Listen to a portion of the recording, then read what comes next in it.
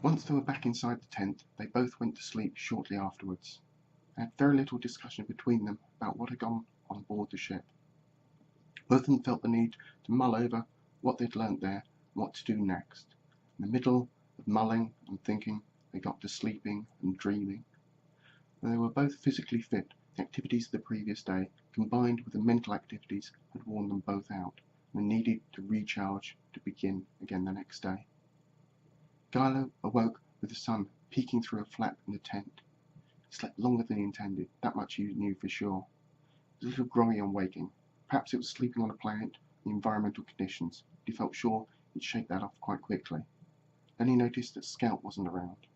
He assumed that Scout was probably already awake and was outside, maybe getting some water. For a few minutes, Gilo got himself together and packed away the tent and surveyed his surroundings. The outside of the tent felt damp, like it rained during the latter part of the night. Gilo also checked the ground and couldn't be sure about this. The soil moss seemed to have sucked up any excess moisture the soil had to offer.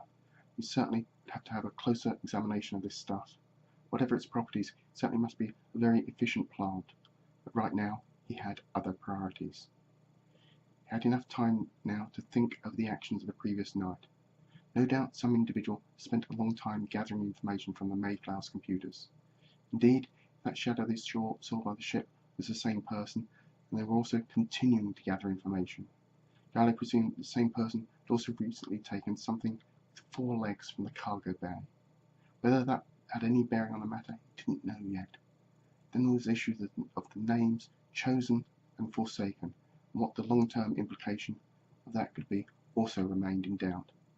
Scout seemed able to cope with the conflict within him about that topic, though Gilo couldn't tell if the Shadow had also come to the same conclusion about their people's origins, and how they might handle the revelation was a different matter. Now, all he had to do was locate Scout, who seemed to be nowhere to be found. Looking around the campsite in daylight, it appeared they'd actually camped on a small hillock a little way from some farmland and near to one of the little streams that flowed past the village area.